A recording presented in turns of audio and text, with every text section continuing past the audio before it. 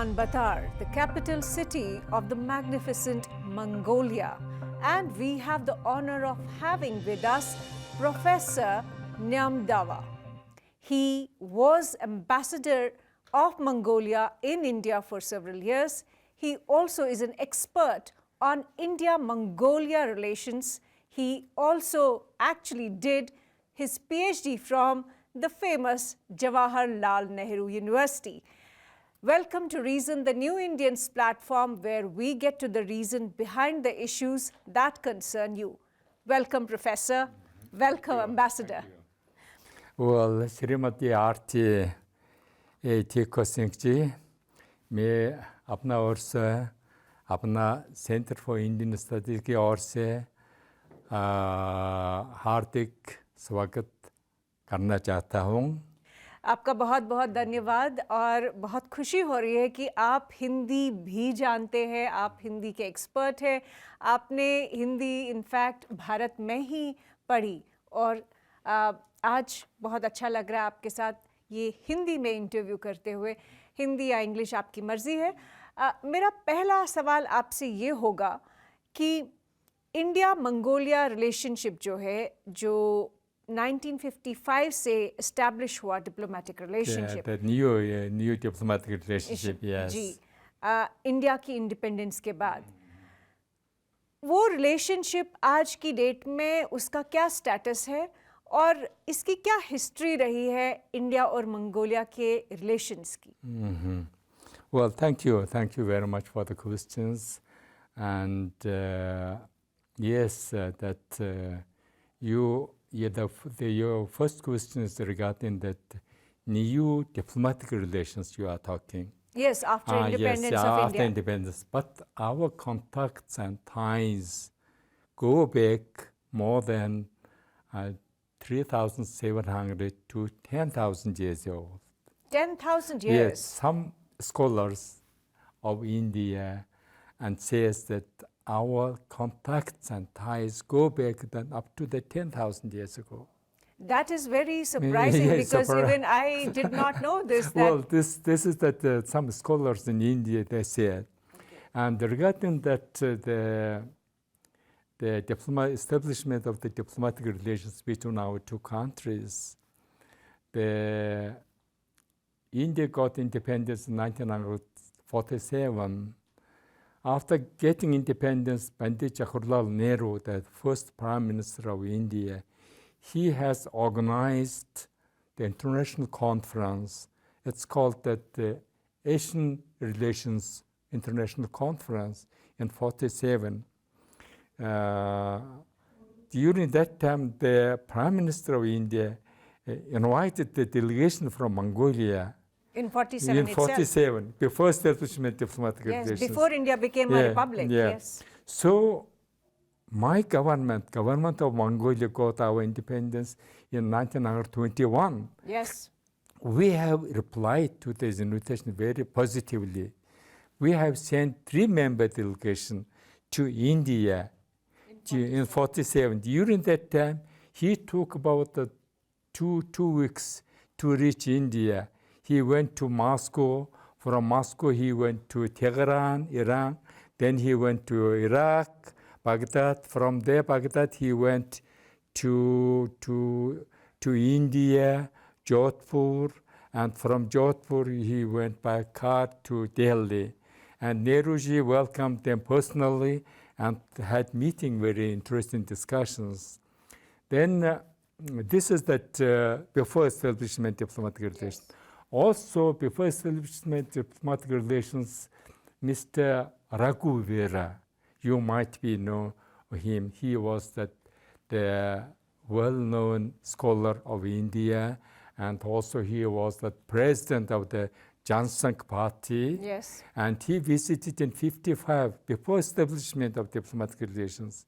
He came through Moscow to Mongolia in 1955.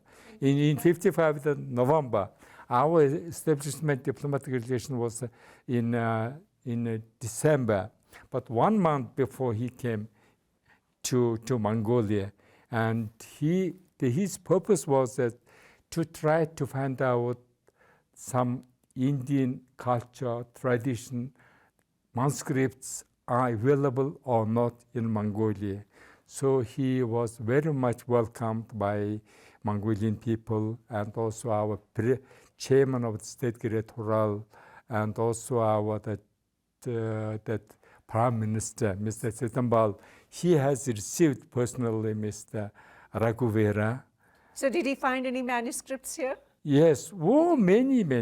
You see that he told that 1161 manuscripts founded by him in Mongolia. That is astonishing. Yes, that is, you see, that is a Ganjur. This is the Tanjur. Ganjur is 108 volume, Tanjur is 220 volumes. In that, Indian culture, Indian tradition, Indian philosophy, Indian astronomy, Indian logic, everything is available. These things were perished in India during that British colonial time. So that they came and they found it. So before I get into this interesting question about how the manuscripts came to Mongolia and how they were preserved here, let me take you back. Prime Minister Nehru showed immense interest in Mongolia even before the diplomatic relationship started. And Jansang also was very keen on establishing the relationship. I want to know, what is the context, what is the history of so much interest that India showed in Mongolia from the very beginning? What is, as you rightly pointed out, that we have a very long history of a very strong relationship. Can you describe for our audience what is that strong relationship? Where did it start from? It would take very long time. Maybe briefly. Time. Maybe briefly. Yeah, well, you see that the Kunu government that is established about 2,200 years ago in Mongolia, we called Kunu as well as Hona. Hona, yes, we call it Hona. Yes, in Indian history, Raja Tarangani, which was Kashmiri bandit written. Yes, and Kashmiri bandit. It was 1147 it was written. So that in that Raja Tarangani mentioned how the Mongol Hona came to India and established the whole empire. In Raja Tarangani has mentioned about that the kings of the Honas. I found those. I have written book also that the Honas in India and Persia. In that I have mentioned that also that there is 5-6 evidences still available in India. It shows that our contacts in 600, 700, our centuries. This is the first one. Second thing, you see that the Genghis Khan's connection, after Genghis Khan, successors of Genghis Khan's connection, you know that Genghis Khan didn't come to India. He came on that bank of the Indo River and returned back to Mongolia, right? Yeah, he did not attack India. In fact, it is quite well known in India. And in fact, there is a certain respect for Genghis Khan because of this fact. Yes, that's true. Then you see, I will tell you one interesting point that in India, in Delhi, there is Mongolpuri district. Yes, true. You know the history of the Mongolpuri district? No, tell us. It's very interesting. I have written some article in Indian newspaper, Indian Express, when I was working in the embassy of Mongolia. You see that the successors of Genghis Khan came to India. They came on the border between Afghanistan and India. Yeah, Tamur. Yes, during that time, the Delhi Sultanate. It was Delhi Sultan. And then we see that Mongols, they have big empire. Yes. Then half world belong to the Mongolia. That in Russian we have Golden Horde. in Central Asia with Chagatai Hanatullas. In Iran, Iraq, we have Ilkhan dynasty. In China, we have Yuan dynasty. So these dynasties sent own soldiers also to the border between India and Afghanistan. So these people, after that,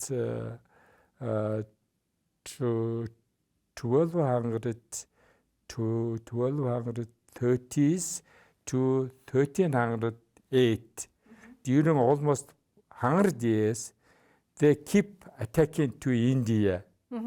So that the Delhi Sultan was very clever. He didn't give them to be united. They approached to one by one. So that the fight was between them. Maybe the people attacked the Delhi Sultanate, then go back. So during that time, many soldiers, Mongolian soldiers, were captured by Delhi Sultanate.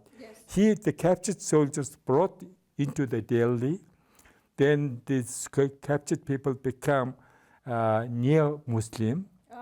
Then live there. Suddenly he got in very bad information that these people going to rebel against the Sultan of Delhi. Then one day he killed overnight. So this are we talking about Tamur? Yeah, 30,000, no. 30,000 the Mongol soldiers were killed over one night by Delhi Sultanate. Oh, by Delhi Sultanate. Yes, by Delhi Sultanate, yeah. Yes. That's why the Mongol Puri district became. Okay, so that's... Third one, this is second. Third one is that, I will talk about that,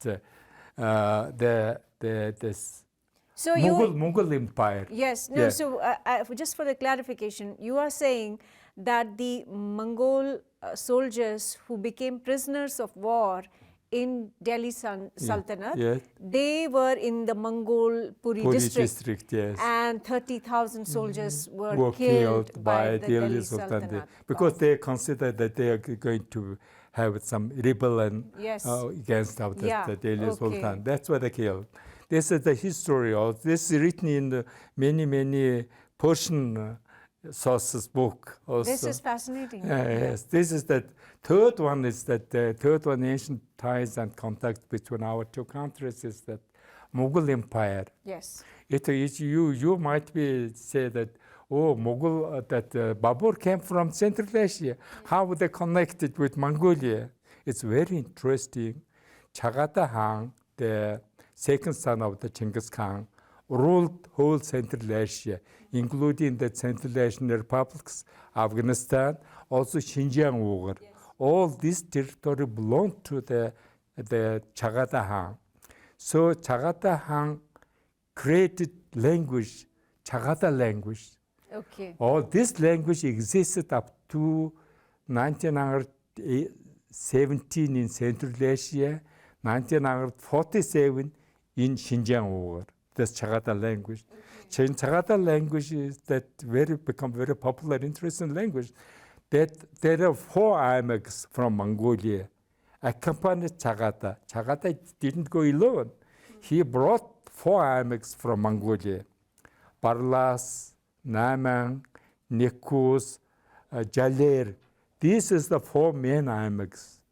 The Babur's family come from the Barlas iambics. Okay. Barlas, so that the Timur, you are talking about Timur, and his father, they belong to the Barlas iambic of Mongolia. That's why Babur says that I am the son-in-law to the Genghis Khan, and my empire should be Mongol Empire.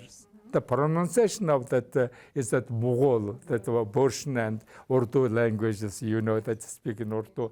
And also he says that I speak in Chagatai language. His Babur Nama is written in Chagatai language. If you know that the Navoi, he was very famous poet during that time. He has written his poems in Chagatai language. So that Chagatai language brought with him to India. Then Urdu language created in India. In part of the Urdu language is Chagata language. So this is our connection between India and Mongolia. That has been there, yes. Yeah, this is yeah, there is also a Kashmir connection. In fact, yes. I got to read about this, that Genghis Khan's son Ogadi yes, had two Kashmiri brothers yes, exactly, yes. in his court, Otochi and Namo. Yes, exactly. And later, Monge Khan appointed Otochi as Darugachi of Kashmir. So Darugachi is governor of Kashmir. Exactly. You are very much rightly pointed out this history. You see that in 1256, that time that Munkuhang was the king of Mughal Empire. He lived in Karakorum. If you visit in Karakorum, this is former capital of Mongolia. In 1256, he has great assembly, that the summit, something like summit. In the summit, many foreign delegations were invited into the summit, and many ambassadors also came to attend in the summit. It's very interesting thing is that the prince of the Delhi Sultanate, Mahmud Masud, he came to attend in that ceremony summit. He had personal meeting and discussion with Munkuhang. Oh, Munkuhang, yes. At the same time, he made small request, can you give some soldiers to me so that I wanted to get returned some property from my brothers. Okay. Then Munkuhang has kindly agreed, and that there was one Salo Noyong. He was the military person. That Munkuhang asked Salo Noyong, go together with that Masud and fulfill his desires. So that he had brought the Mongolian soldiers in India and Kashmir. That time Pakistan was a part of India, Delhi Sultanate, so that he has managed. This is the first contacts. Also, again, some contacts. This is a very interesting context. This is the point written in some kind of that Persian sources, they said. Okay. If I could understand the Persian the language, then there are many, many things on ancient times and contacts. True. I wish a little bit to learn the Persian language. Yes. So, after the establishment of diplomatic relations between India and Mongolia, what was the essential component of the relationship? Both India and Mongolia were seen as allies of the Soviet Union. You were called as a satellite state of the Soviet Union. Exactly. India was also inclined towards Soviet Union rather than the United States. Yes, that's true. So, what kind of experiences did Mongolia and India have during from 1955 to let's say 1990 when the USSR disintegrated? Good. It's very interesting questions, and you see that I have mentioned that few points before establishment of the diplomatic relations between our two countries. Now, just your question about the establishment of diplomatic relations and the process of the history of our relations. You see that being that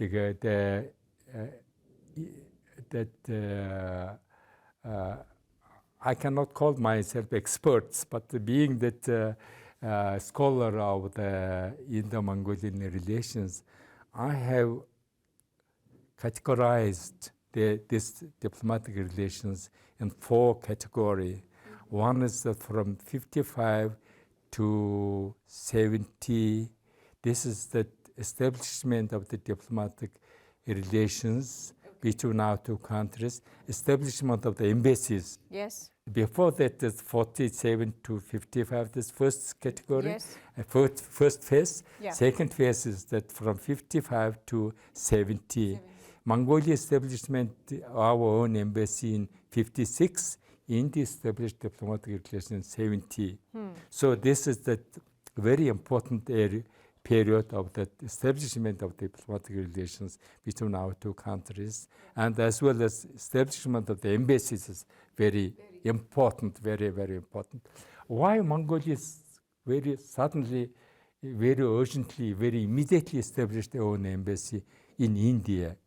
Because there are several reasons. Mongolia belonged to the communist society, socialist society, headed by Soviet Union, and we have only relations with socialist countries, Yes. Soviet Union and former the socialist countries of European countries, also that North Korea, at that time North Korea was a socialist country. Even China was not. China was not, yeah. Yes, at that time, but China was 49, it became that People's Republic of China. At that time we established, so that the relations were limited by only the socialist countries. So we needed to establish contact with developing countries, with Asian countries, with other Western countries, so that India became the window for Mongolians. Yes. New window, because the socialist window is limited. So that Indian window was very important for us, because during that time we strived for entering into the United Nations members. So that's why we established our embassy in Delhi, and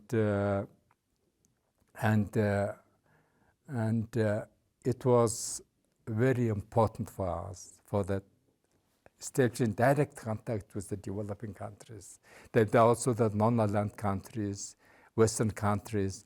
During that time, you see that the very, very, very popular ambassadors of Mongolia, former ministers, they become that ambassador of India, ambassador of Mongolia to India, Mr. Dugar Surang, Mr. Hosbayar, Mr. Jargal Sakhan. These are our top diplomats during the 50s. And after then, you see that this is second period of the phase of our contacts. Third one from 70 to up to 1990. This period was the establishment of the agreements and some protocol, setting up protocol, cultural exchange programs, and the trade agreement. This is legal elements were established during that time for the further developing our relations and cooperations.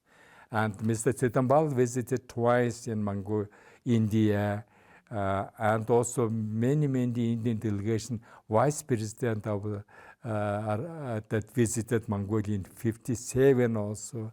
So many presidents and prime ministers visited Mongolia during that period of time. So this is also during Indira Gandhi's time? Yes, exactly, Nehru time, Indira Gandhi time.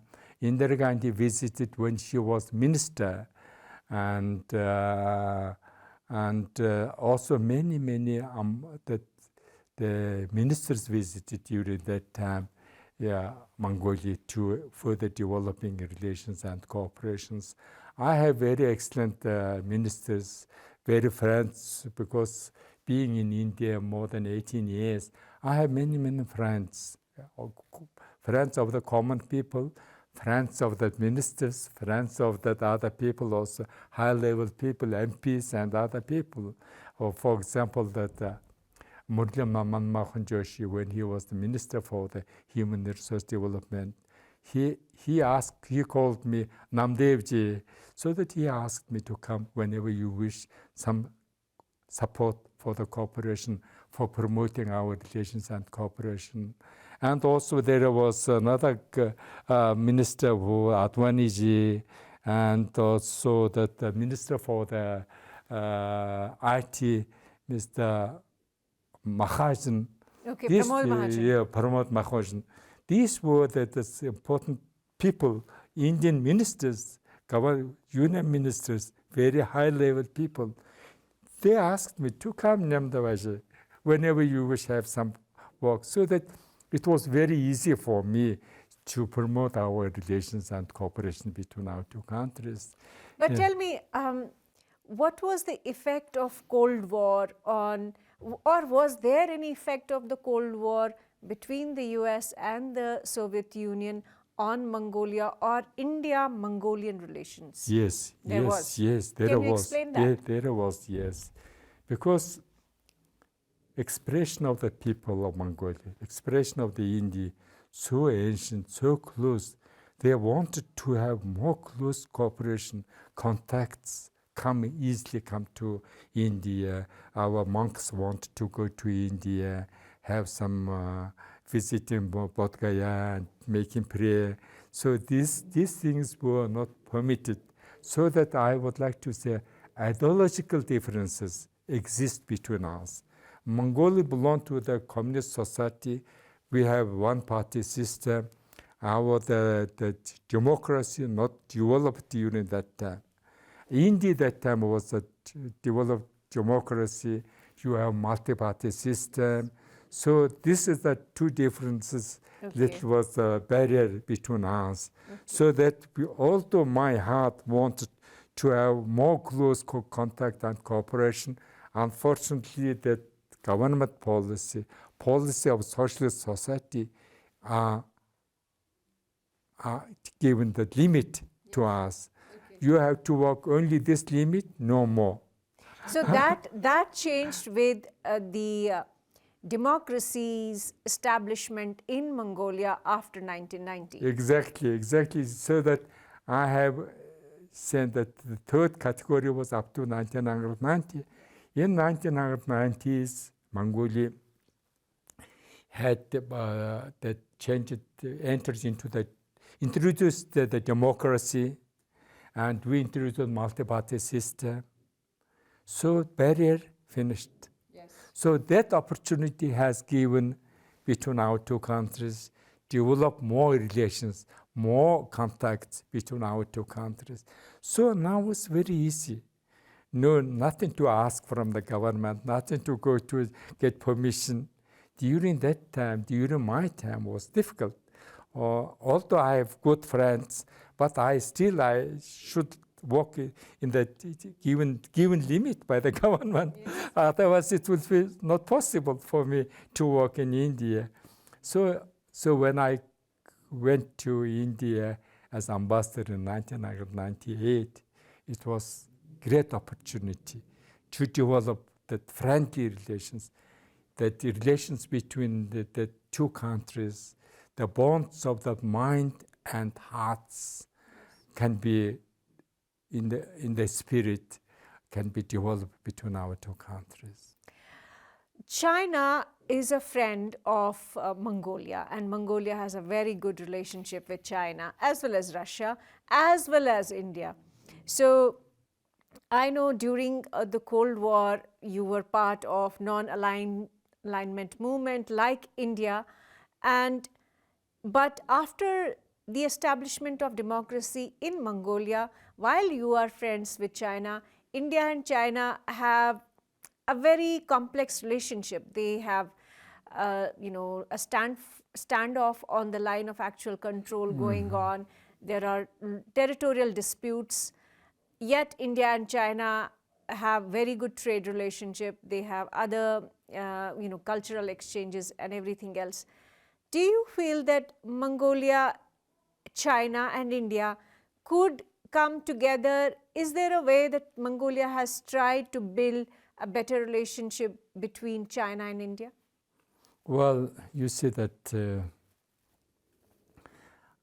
they said that there is no permanent friends, no permanent relations among the people, only permanent things, national interest. National interest is always permanent. Yes. So you can see that our relation with Soviet Union, our relation with Russia, our relation with the People's Republic of China in 50s, 60s, and again deteriorated our relation with Yes, China. China. And now we are big two neighbors, Russia and China. The China now that moving into the world economy, and India's heading of this information technology, IT industry, and Russia is our old friends, our friends.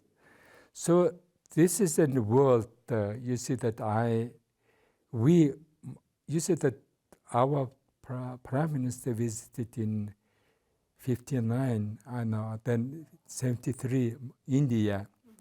Then questions were put to him, because now the conflict was between China and India on border conflict. Yes. You have border problem in Aksa, China, Yeah. as well as We Arunachal had a war Pradesh. with China in Pradesh, 1962. yeah. So Nehru didn't expect that China will attack India. Yes. And suddenly China attacked. And that was a big lesson to the Indian people, Indian military people, so that India asked to be ready any attack from the other sides.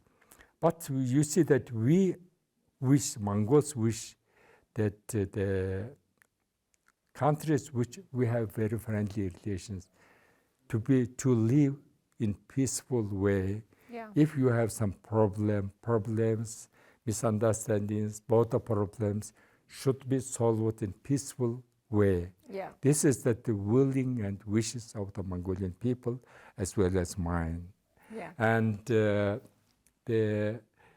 I have been in Arunachal Pradesh. I have been in Jammu Kashmir. I have been northeast in Himachal Pradesh. So I found in that area is similar people live. Similar, I mean, with us, with Mongols. Indo-Mongoloids live in northeast, in Arunachal Pradesh. And so that I tried to find out what kind of similarities we have between Mongols and Indo-Mongoloid people, where they live. 30 million people live it. This figure is not given by me. This is figure given by your chief ministers in northeast of India. They said we have in India 30 million Indo-Mongoloids. Yes. Yeah, and you are just 3 million people. Yes, exactly, yes. Yeah.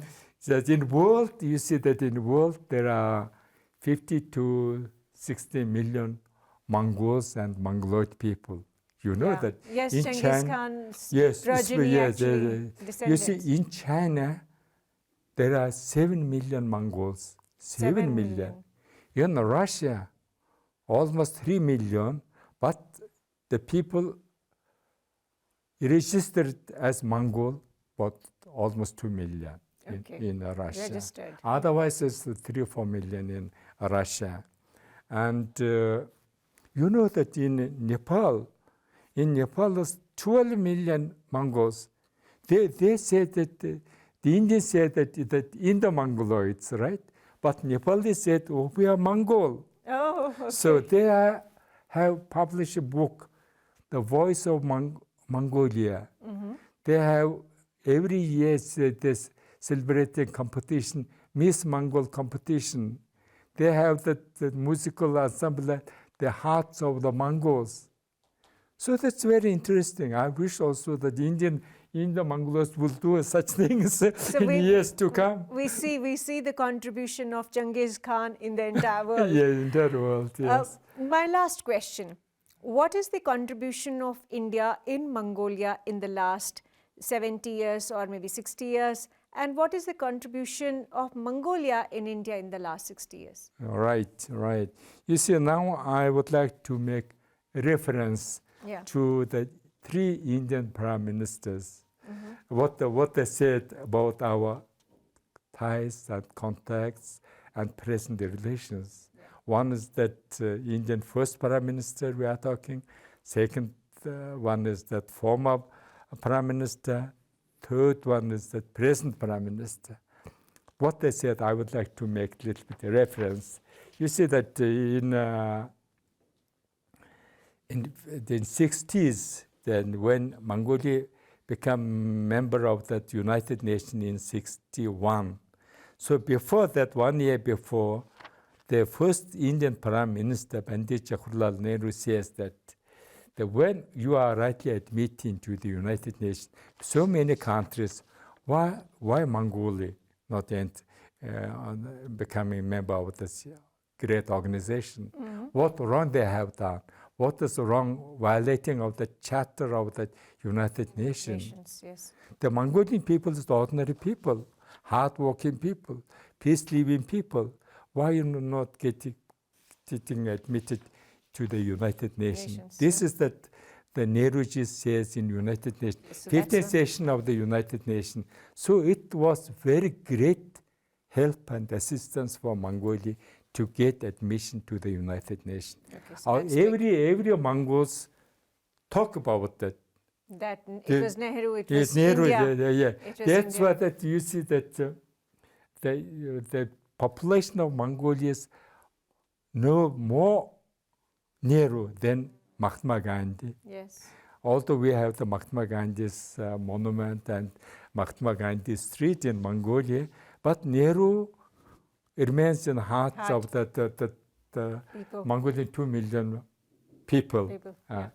Again, now the second one, that the Vajpayee, Vajpayee was in 1977, when Janata Party came to the power, he became the external affairs minister. Yeah. So during 78, our Minister for Foreign Affairs, Mr. Dugasurung, visited in 78. So in that talks and in the dinner party, he says that this word, just I would like to make a reference. India considered the Mongol veneration of Sanskrit a matter of the special privilege. We hold the people of Mongolia in high esteem for preserving our translation as well as manuscripts and vast collection our precious Sanskrit text in our philosophy, in poetry, in logic, in astronomy, which was lost over centuries in India. This is the Vajpayee, how Vajpayee said. Now that the present Prime Minister, Honorable Present Prime Minister, Mr. Narendra Modi, we attach great importance to his visit because his visit was first Indian Prime Minister's visit in last 65 years.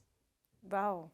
So that never Indian Prime Minister visited Mongolia. So no Indian Prime Minister had visited before Prime Minister Modi. Because you see that Indira Gandhi visited when she was minister. And I tried to my Vajpayee to bring to Mongolia. I worked very hard when I was ambassador, and unfortunately I couldn't do it. My colleagues, my successors, ambassadors, they managed to bring Prime Minister Modi into Mongolia. It was great. It was great. You see that, because you see, I think India, it considered that all barriers is finished. Yes. Now it's time to develop more closer, more broad relations between our two people. Modi ji spoke in Mongolian parliament. Okay. And that was a special session. He visited in 2015, right? We have organized a special session for him. He spoke in our parliament very nicely. And he made definition of the spiritual neighbors. What does it mean, spiritual neighbors? And I will make a reference that he says there is no high form of relationship than spiritual neighbor. And no bonds more sacred than this. Our ties are timeless in spirit, yoga, vipassana, art of living, they are unity of our spirit. That's why during his visit, besides the official talks, meeting, dinner parties, he went to our national stadium.